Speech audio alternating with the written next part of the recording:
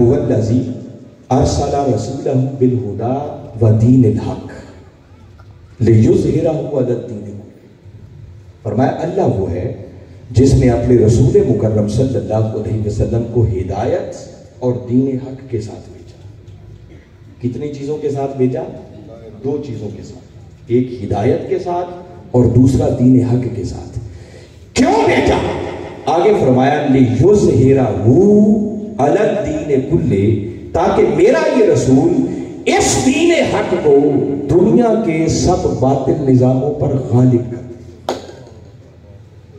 یہاں تک رک کے غور کریں تو وہ جو میں نے ایک جملہ بولا تھا وہ جواب دینا چاہ رہا ہوں۔ یہ آیت زبان حال سے اعلان کر رہی ہے کہ یہ جو دین کو غالب کرنے کا کام ہے یہ منشاء خدا ہے اور مقصد بعثت مصطفیٰ ہے۔ اللہ کا منشا یہ ہے، اللہ یہ چاہتا ہے کہ وہ دین حق جو اس نے اپنے محبوب کو عطا کیا ہے وہ دنیا کے سب باطل نظاموں پر غالب آنا چاہیے۔ کبھی آپ نے سوچا کہ اللہ اس دین کو غالب کیوں دیکھنا چاہتا ہے؟ یاد رکھیں اس دین کے غالب کرنے میں اللہ کا اپنا ذاتی کوئی مفاد نہیں ہے۔ اللہ ہماری طرح کے فائدے اور نقصان سے بڑا بلند ہے۔ کسی کام کے ہونے سے اس کا فائدہ کوئی نہیں ہوتا اور کسی کام کے نہ ہونے سے اس کا نقصان کوئی نہیں۔ تو پھر اللہ اس دین کو غالب کیوں دیکھنا چاہتا ہے؟ اسے اپنا فائدہ عزیز نہیں ہے بلکہ اس دین کو غالب کرنے میں اسے مفاد بھی ہمارا عزیز ہے۔ آپ پوچھیں گے اس میں ہمارا مفاد کیا ہے؟ اس کے لیے پہلے دین حق کو سمجھیں کہ دین حق سے مراد کیا ہے۔ دین حق سے مراد ہے دین اسلام۔ ان الدین عند اللہ الاسلام، کہ بے شک اللہ کے نزدیک دین صرف اسلام ہی ہے۔ اب سوچنا ہوگا اسلام کیا ہے۔ مجھے پورا یقین ہے کہ زندگی میں کبھی نہ کبھی یہ جملہ آپ نے ضرور سنا ہوگا کہ اسلام ایک مکمل ضابطۂ حیات ہے۔ تو سنا ہے کبھی؟ اس کے معنی پر بھی غور کریں۔ یہ جو فرمایا نا اسلام ایک مکمل ضابطۂ حیات ہے، اللہ رب العزت نے ہم انسانوں کو زندگی گزارنے کے لیے جو نظام عطا کیا ہے، جو دستور عطا کیا ہے، جو ڈسپلن عطا کیا ہے، اس کا نام ہے اسلام۔ اس کو کہتے ہیں دین حق، کیونکہ اللہ ہے ہمارا خالق، وہ ہے ہمارا مالک، ہمارا کریٹر، ہمیں پیدا کرنے والا۔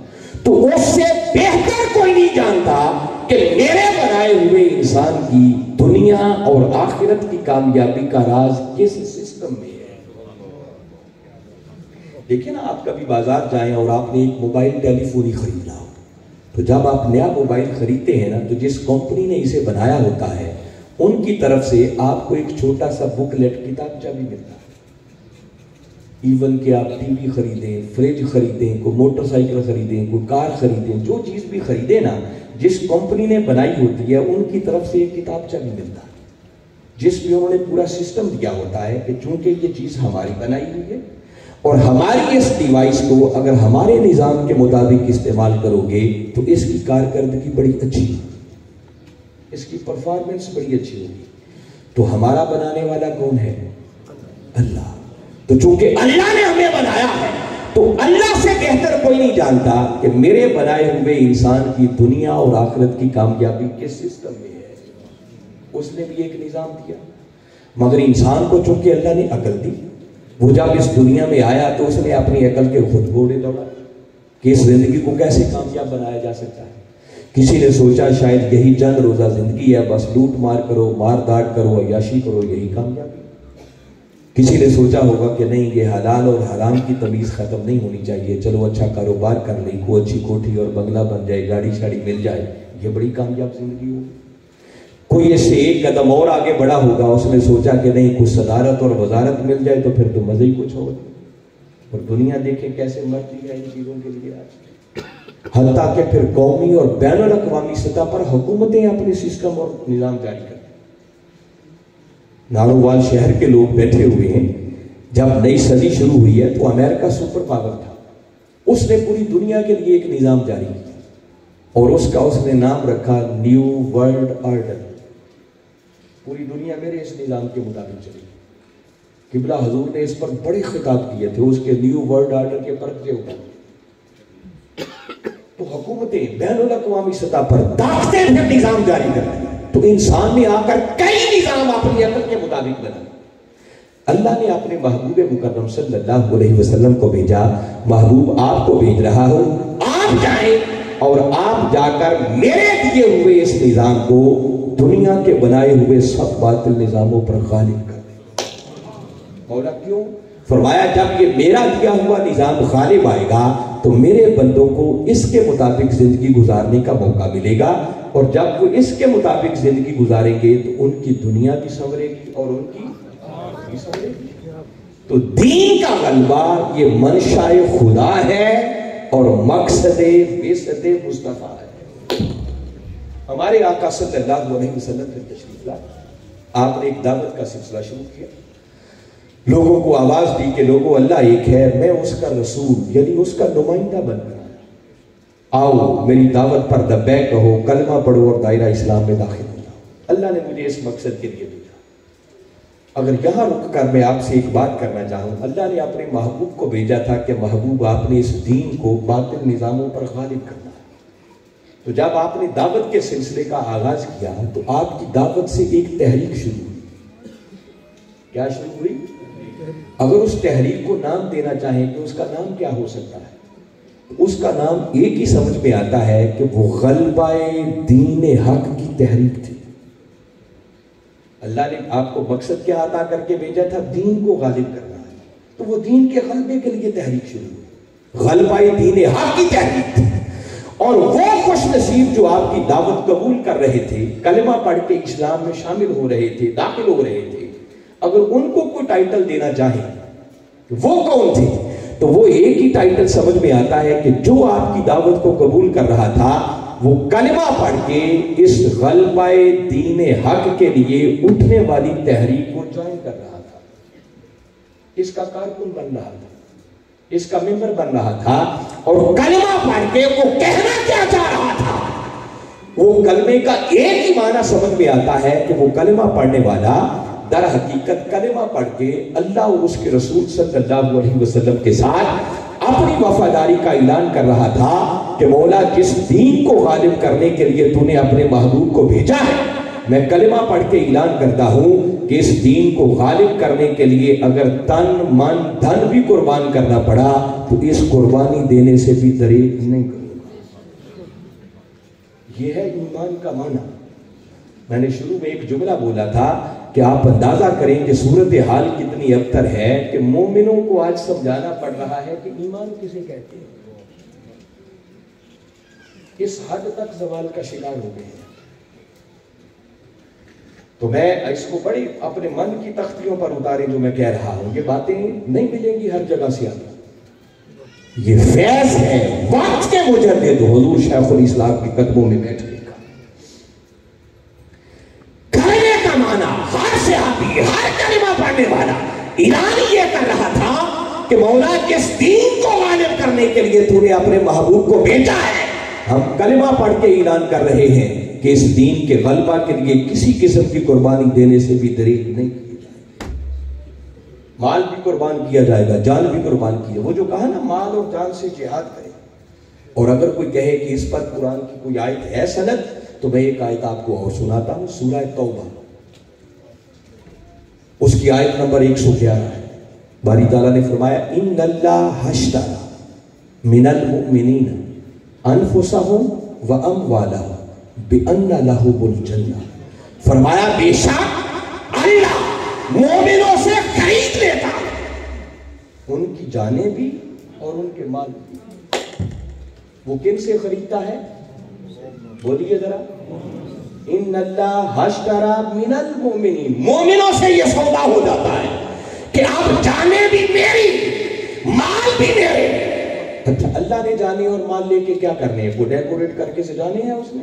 نہیں، وہ کہتا ہے یہ جان اور یہ مال جس دین کو میں غالب دیکھنا چاہتا ہوں اور جس دین کے غلبہ کے لیے میں نے اپنے محبوب کو بھیجا ہے، اب اب سودا یہ ہو گیا کلمہ پڑھ کے کہ تم اپنی جانیں بھی اور اپنے مال بھی اس دین کی سربلندی کے لیے خرچ کرو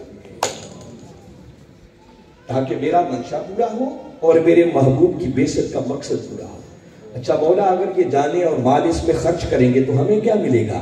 تو فرمایا بِأَنَّ لَهُمُ الْجَنَّةَ، سودا ہو گیا، تم جانے مجھے دے دو، مال مجھے دے دو، میں خدا اس کے بدلے تمہیں جنت عطا کروں.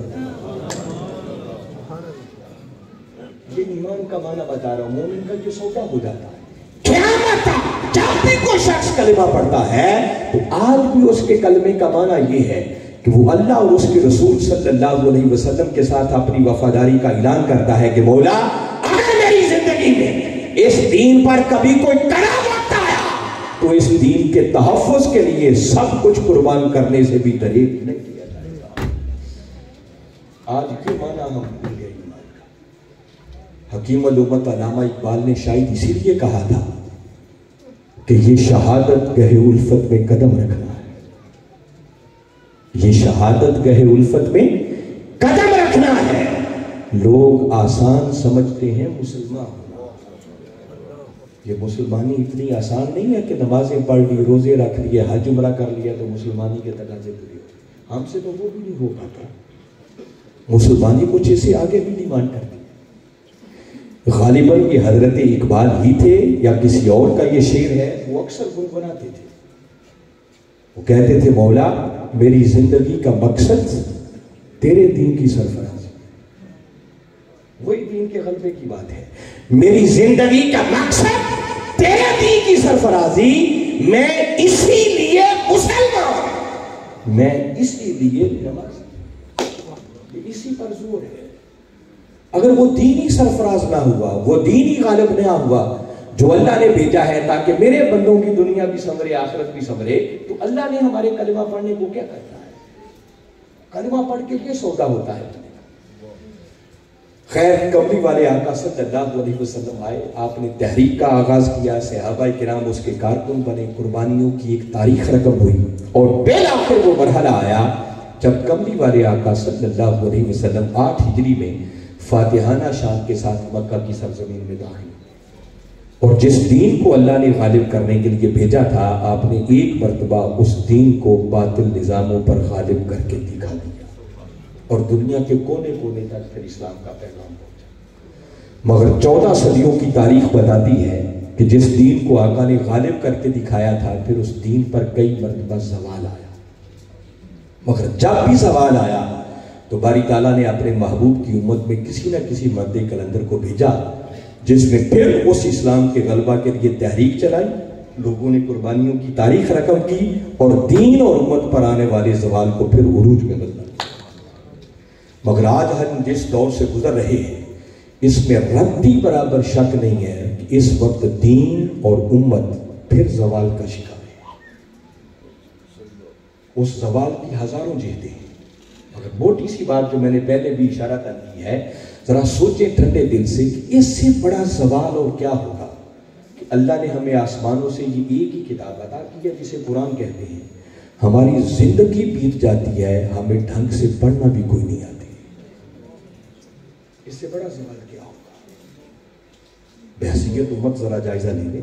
اور جن خوش نصیبوں کو یہ قرآن پڑھنا آ جاتا ہے ذرا سوچیں ان میں سے وہ کتنے بچتے ہوں گے کہ جو پڑھیں تو پھر ان کو سمجھ بھی آتی ہے کہ اس قرآن کے اندر لکھا کیا ہے. ہم بیٹھے ہوئے اپنے احوال کا جائزہ لیں تو دودھ کا دودھ اور پانی کا پانی ہو جائے گا.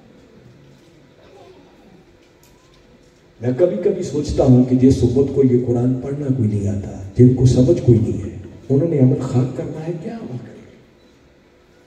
ہمیں تو وہ چند باتیں جو گھر سے وراثت میں مل گئی یا کبھی وقت پر مسجد میں آ گئے اور مولانا صاحب نے کوئی اچھی بات کر دی اور کانوں میں پڑ گئی، تو بس ان چند باتوں پر گزارا کر کے جسے کہتے ہیں نا ڈنک ٹپاؤ، بس زندگی کے دہاڑے پورے کر رہے ہیں اور ہمارا دین سے کوئی تعلق نہیں رہا.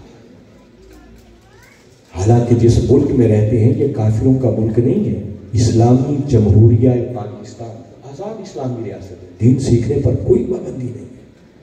مگر ایک ہی کتاب ہے جو اللہ نے ہمیں آسمانوں سے دی ہے، جو ہمیں نہ پڑھنی آتی ہے نہ ہمیں سمجھ ہے کہ اس میں لکھا کیا ہے. اس سے بڑا زوال کیا ہوگا؟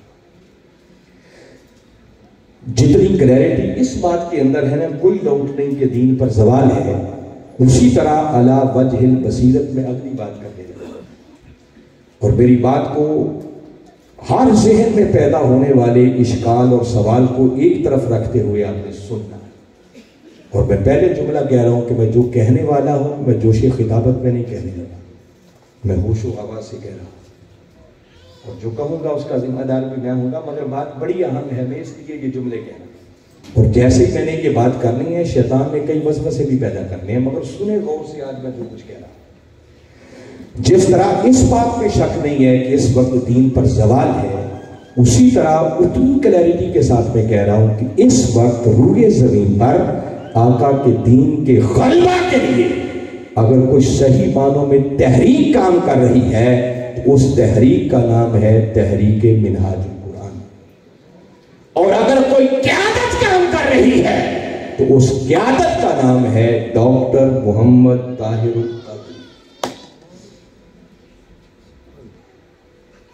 آپ کی چپ بتا رہی ہے اور آپ کی یہ حیرت بتا رہی ہے کہ کئی سوچ رہے ہوں گے کہ علامہ صاحب کی دماغی کیفیت تو ٹھیک ہے، یہ کیا کہا ہے؟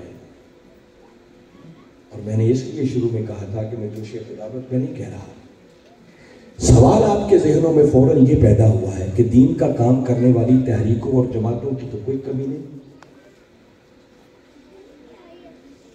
جماعتیں تو بہت ساری ہیں، تو کیا میں نے سب کو نگیٹ کر دیا؟ نہیں، یہ سمجھنے میں آپ غلطی کر رہے ہیں۔ جماعتیں بہت ہیں، وہ پنجابی میں کہتے ہیں نا، اٹ پھٹو تے 100 نکل آؤ، ہر گلی محلے میں بنی۔ اور یاد رکھیں، جو شخص جہاں بھی جس پلیٹ فارم پر بھی، حتیٰ کہ کوئی پلیٹ فارم بھی نہ ہو، تنہا دنیا کے کسی کونے میں بیٹھ کر اللہ کے دین کا کام کرتا ہے، اللہ اس کو اجر ضرور دیتا ہے، وہ اجر سے محروم نہیں رہ سکتا۔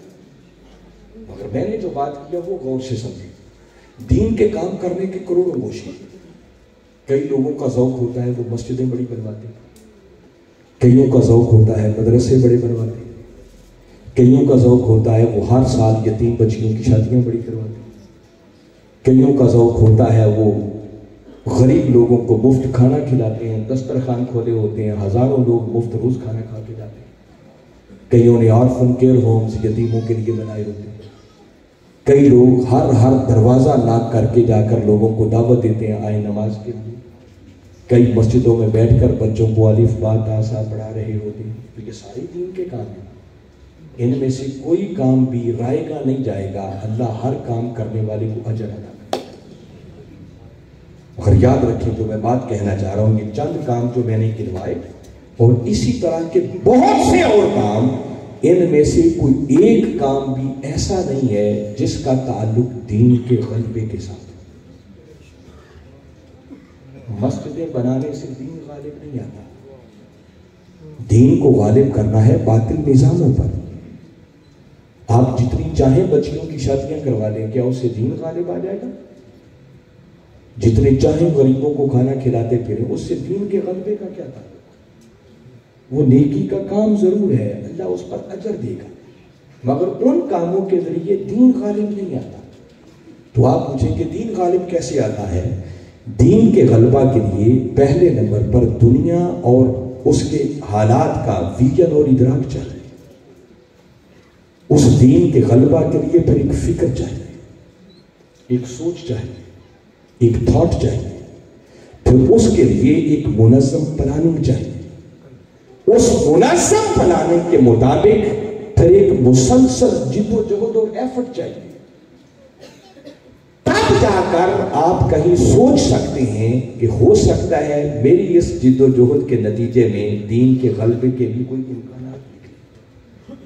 جب اس پہلو کو مد نظر رکھتے ہوئے آپ سوچتے ہیں نا، تو 99% تنظیمیں اور جماعتیں وہ ہیں جن کے نزدیک یہ سوچ ایگزسٹ ہی نہیں کرتی، ان کا اس سے سروکاری کوئی نہیں ہوتا، وہ جسٹ ایک نیکی کا کام سمجھ کے دین کی خدمت کر رہے ہوتے ہیں، اور اللہ ان کو اجر عطا کرے گا۔ میں نے کہا ان کی محنت رائے گا نہیں جائے گی، مگر اس کے ذریعے دین غالب نہیں آ سکتا۔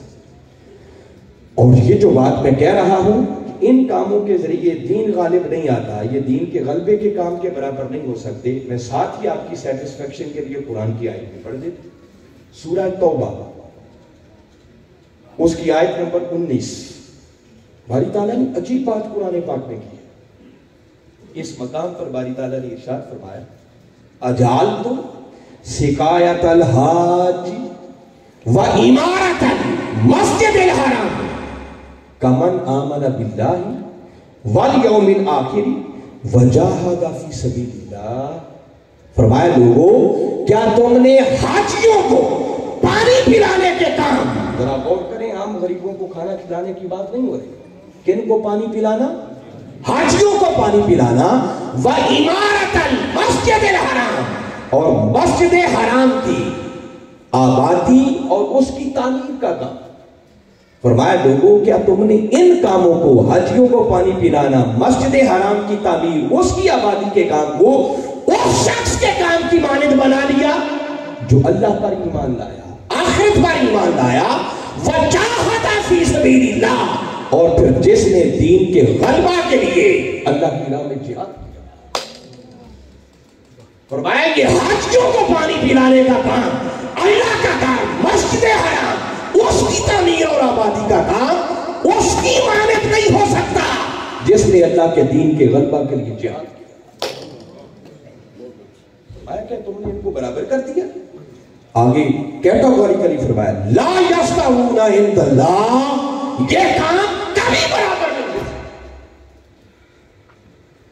اور اس سے اگلی آیت میں مزید اس کی وضاحت فرمایا الذین آمنوا وہاجروا وجاہدوا فی سبیل اللہ باموالہم وانفسہم، جو ایمان لائے، جنہوں نے ہجرت کی اور جنہوں نے اپنے مال اور جان سے پھر دین کے غلبہ کے لیے جد و جہد کی، جہاد کیا، ان کے لیے فرمایا اعظم درجۃ عند اللہ، فرمایا ان کے لیے اللہ کے ہاں بڑے اونچے درجات. ان کے کیا ہی کہنے، ان کا مقابلہ ہی. تو میں نے فرمایا یہ جو روٹین کے کام ہیں ان کا تعلق دین کے غلبہ کے ساتھ نہیں ہے. اور 99% تنظیموں کے ہاں یہ سوچ نہیں پائی جاتی. جو میں نے 1% کی گنجائش رکھی ہے، ممکن ہے کچھ جماعتیں، کچھ تنظیمیں ایسی بھی ہوں جو دین کے غلبے کی بات کرتی ہیں، وہ بھی انقلاب کا نعرہ لگاتی ہوں. اگر ایسی کوئی 2 4 5 10 قیادتیں آپ کو سمجھ میں آتی ہوں کہ وہ بھی ایسا کر رہے ہیں تو میں آپ کو پھر دعوت فکر دینا. میں نے 4 5 چیزیں گنی ہیں، ان قیادتوں کو سامنے رکھ لیں اور ذرا سوچیں کہ یہ بندہ جو دین کے غلبے کا نعرہ لگا رہا ہے اس کو دنیا کے حالات کا ادراک کتنا ہے، اس کے پاس اس دین کے غلبہ کے لیے اس فکر، سوچ اور تھاٹ کیا ہے، اس کے لیے، اس مقصد کے لیے منظم پلاننگ کتنی ہے. آپ تک زندگی میں اس نے کیا جدوجہد کی ہے اس مقصد کے لیے. صرف چند چیزوں پر آپ انالیسس کریں گے نا تو جسے کہتے ہیں دودھ کا دودھ اور پانی کا پانی، ہر چیز نکل کے سامنے آ جائے. اور ان میں سے بہت سارے لیڈر آپ کو ایسے ملیں گے جو محض حادثاتی طور پر لیڈر بن گئے، ارد گرد کے حالات سے متاثر ہو گئے کہ نعرہ بڑا اچھا ہے، چلو تم بھی نعرہ لگاؤ. حادثاتی طور پہ لیڈر بن گئے. مگر میں جس قیادت کی بات کر رہا ہوں، جس کو دنیا ڈاکٹر محمد طاہر القادری کے نام سے یاد کرتی ہے، نارووال والوں یاد رکھو وہ کو حادثاتی لیڈر نہیں ہے. ڈاکٹر طاہر القادری ابھی پیدا بھی نہیں ہوا تھا، ان کی ولادت سے بھی قبل ان کے والد گرامی حضرت ڈاکٹر فرید الدین قادری رحمت اللہ تعالی علیہ نے اللہ کے گھر خانہ کعبہ میں مقام منتظم پر کھڑے ہو کر خانہ کعبہ کے غلاف کو تھام کر اللہ کی بارگاہ میں دعا کی تھی کہ مولا ایک ایسا بیٹا عطا کر جو تیرے محبوب کے لائے ہوئے دین کی ایسی خدمت کرے کہ دین کا جھنڈا پھر پوری دنیا پر لہرائے. یہ دعا قبول ہوئی اور کملی والے آقا صلی اللہ علیہ وسلم نے بشارت دی کہ فرید الدین تمہیں مبارک ہو، تمہاری دعا قبول ہوئی، اللہ آپ کو بیٹا دے گا اور اس کا نام بھی طاہر رکھنا. آقا نے اور کیا کیا کرم نوازیاں کی وہ ایک الگ پورا مفصل چیپٹر ہے. میں جنگ میں رہا ہوں کم و بیش 4 سال، اور ان لوگوں سے مجھے ملاقات کا شرف ہے جو قبلہ حضور کے بچپن کے ساتھی کلاس فیلز ہیں. میں نے اپنے کانوں سے سنا، وہ کہتے ہیں کہ ڈاکٹر طاہر القادری ابھی پرائمری اسکول میں پڑھتا تھا. اس وقت بھی یہ اپنے گھر کے باہر ایک پتھر ہوتا اس پہ چڑھ جاتے، گلی محلے کے بچوں کو، کلاس فیلوز کو اکٹھا کر لیتے اور انقلابی خطاب کرتے اور اس وقت کہتے تھے کہ میں اپنے آقا کے دین کی ایسی خدمت کروں گا کہ دین کا جھنڈا پوری دنیا پہ لہرائے۔ آپ ابھی یونیورسٹی کے طالب علم تھے، منہاج القرآن کا بھی وجود ہی نہیں تھا۔ 1973 میں آپ نے ایک ڈائری لکھی، وہ ڈائری پڑھنے سے تعلق رکھتی ہے۔ آپ کی کتاب ہے پرانی فلسفہ انقلاب، ممکن ہے باہر سٹال پہ موجود ہو۔ اس کے اینڈ پر اس ڈائری کی تصویریں لے کے وہ ساری چیزیں شامل کی گئی ہیں، ان کو پڑھیں، آپ کا ایمان تازہ ہو جائے گا۔ میں صرف خلاصہ بتا رہا ہوں۔ آپ 1973 میں لکھتے ہیں کہ آقا کے دین کے غلبہ کے لیے میں ایک تحریک چلاؤں گا۔ شروع میں لوگوں کو میری بات سمجھ میں نہیں آئے گی، لوگ میرا مذاق اڑائیں گے، ٹھٹھا کریں گے، راستے میں بڑی بڑی رکاوٹیں آئیں گی، مگر دنیا کی کوئی طاقت میرے اٹھے ہوئے قدموں کو روک نہیں سکے۔ قربانیوں کی ایک تاریخ رقم ہوگی اور بالآخر وہ وقت آئے گا جب اس دھرتی پر مصطفی انقلاب کا سویرا طلوع ہوگا۔ میں نے تو اپنے لفظوں میں اس کا ترجمہ کیا ہے، اصل ڈائری پڑھیں گے تو آپ کو سمجھ آئے گی وہ بندے نے کیسی منظر کشی کی۔ آج بھی آپ کبھی سوچیں، بلکہ میں اس سے پہلے ایک بات بتاتا ہوں، میں خود جب جامعہ اسلامیہ منہاج القرآن میں پڑھتا تھا، یہ 80s کے اواخر کی بات ہے، اس وقت آپ کی مصروفیت بڑی بڑھ گئی، باقاعدہ کلاسیں نہیں پڑھاتے تھے، مہینے کے بعد ساری جامعہ کے طلبہ کو اکٹھا کر کے آپ نشست کرتے، تو کئی بار آپ فرماتے ہم طلبہ سے کہ بیٹے دھیان سے پڑھا کرو، ایک وقت آنا ہے میں نے آپ سے بڑے بڑے کام لینے، اور یہ اس وقت کی بات ہے جب پاکستان کے باہر ابھی منہاج القرآن کا کوئی وجود نہیں تھا، یہ 80s کے اواخر کی بات بتا۔ تو فرماتے کہ دھیان سے پڑھا کرو، میں نے بڑے بڑے کام لینے ہیں، آپ میں سے کسی کو امریکہ میں ڈائریکٹر بنا کے بھیجوں گا، کسی کو لندن میں ڈائریکٹر بنا کے بھیجوں گا، کسی کو فرانس میں بھیجوں گا، کسی کو جرمنی بھیجوں گا، کسی کو اسپین میں بھیجوں گا۔ ہم ان کی باتیں سن کے ایک دوسرے کے چہروں کو تکتے کہ کیا ہماری شکلیں اس قابل ہیں کہ صفوں پہ بیٹھ کے پڑھنے والے ہم ڈائریکٹر بن کے جائیں گے؟ اس وقت سمجھ نہیں آتی تھی، مگر آج وقت نے ثابت کر دیا کہ جنگ سے اٹھنے والے ایک متوسط گھر کے اس فرد نے دنیا کے 100 سے زیادہ ممالک میں اتنا عظیم الشان نیٹ ورک قائم کیا ہے کہ صرف یوکے جیسے ملک کے بریڈ فورڈ شہر میں 5 ایکڑ کی سرزمین پر یورپ کا سب سے بڑا اسلامک سینٹر، جہاں 1 انچ پاؤنڈوں میں ملتا ہے۔ لندن کے اندر جو مرکز ہے وہ سینما ہال تھا جسے خرید کر اسلامک سینٹر بنا دیا، کینیڈا میں سکھوں کا گردوارہ تھا جسے خرید کے اسلامک سینٹر بنا دیا، یوکے جیسے ملک میں 1.5 درجن سے زیادہ اتنے عظیم الشان ہمارے اسلامک سینٹر ہیں، یہ آپ کی مار کی بھی چھوٹی ہے، اتنے بڑے بڑے مراکز، اور یورپ کے ہر ملک میں، امریکہ سے لے کر جاپان تک جس ملک میں چلے جائیں آپ کو نیٹ ورک ملے گا، اور ان کے سینکڑوں کی تعداد میں ان کے طلبہ شاگرد ہیں جو وہاں پر اپنی خدمات انجام دے رہے ہیں۔ ویسے بھی آپ دیکھیں کئی بار وہ قوم سے ایسی بات کرتے ہیں جو قوم کو سمجھ میں نہیں آتی، اس وقت نہیں مانتے، مگر تھوڑا ہی وقت گزرتا ہے ہر کسی کی زبان پر پھر ایک ہی جملہ ہوتا ہے کہ ڈاکٹر طاہر القادری جو کہتا تھا ٹھیک کہتا تھا۔ ناروال والوں میں ایک بات کہہ کے جا رہا ہوں، کسی دن اچانک آپ سو کے اٹھیں گے اور انشاءاللہ آپ کی سماعتیں سنیں گے کہ اللہ نے اس مرد کلندر کی قیادت میں اس دھرتی پر مصطفی انقلاب کب سویرا بھی طلوع کر دیا ہے۔ آپ اس بات سے بھی بالا تر ہو جائیں، میں نے تو بنیادی قرآن کی فکر بتائی ہے کہ اگر ایمان کی تکمیل چاہتے ہیں نا تو اللہ اور اس کے رسول پر پکا اور سچا ایمان لانے کے بعد ایمان مکمل نہیں ہوتا جب تک کہ آقا کے لائے ہوئے دین کے غلبہ کے لیے محنت نہ کی جائے، جد و جہد نہ کی جائے، دو و دو نہ کی جائے، ایفرٹ نہ کی جائے۔ اور یاد رکھیں یہ کام دین کے غلبے کا کوئی تنہا رہ کے نہیں کر سکتا، دین کو باطل نظاموں پر غالب کرنا ہے۔ کوئی کہے کہ میں اللہ کی کسی کونے میں خلوت نشین ہو کے دین کو غالب کر دوں گا، ایسے نہیں ہو سکتا۔ اس کے لیے کوئی پلیٹ فارم چاہیے، کوئی تحریک چاہیے، کوئی جماعت چاہیے، اس پر اکٹھے ہو کر کسی قیادت کے اندر جب تک نہیں چلتے یہ دین کے غلبے کا کام نہیں ہو سکتا۔ چھوڑ دیں منہاج القرآن کو ایک طرف، اللہ نے عقل دی ہے، شعور دیا ہے، سمجھ دیا ہے، گھومے پھریں، تجزیہ کریں، انالیسس کریں، جو کوئی مخلص قیادت آقا کے دین کے غلبہ کے لیے کام کرتی ہوئی نظر آئے اپنے ایمان کی تکمیل کے لیے اس کے ساتھ جڑ جائیں، تنہا نہ رہیں۔ میں یہ بنیادی بات کہنا چاہ رہا ہوں کہ یہ دین کے غلبہ کے لیے جد و جہد اور محنت یہ ہمارے ایمان کا حصہ ہے، یہ محض عمل صالح نہیں ہے۔ دین کے غلبہ کے لیے جد و جہد یہ ایمان ہے، اور آقا کے لائے ہوئے دین پر عمل کرنا یہ اعمال صالحات ہے۔ وہ جو دو بنیادی تقاضے میں نے کامیابی کے جہاں سے بات شروع کی تھی کہ اگر حقیقی کامیابی چاہیے تو حقیقی کامیابی کے بنیادی تقاضے دو ہی ہیں، ایک ایمان ہے، دوسرا اعمال صالحہ ہے۔ ایمان آقا کے لائے ہوئے دین کے غلبہ کے لیے محنت اور جد و جہد کا نام ہے، اور اعمال صالحہ آقا کے لائے ہوئے اسی دین پر عمل کرنے کا نام ہے۔ یہ دونوں ملیں تو تب جا کر یہ تقاضے پورے ہوتے ہیں، اور جو یہ تقاضے پورے کر دے اللہ اعلان کر رہا ہے کہ میں اس خوش نصیب سے راضی ہو جاؤں گا، اور راضی ہو کر اجر وہ عطا کروں گا کہ جس اجر کو پا کر پھر بندہ مجھ سے راضی ہو۔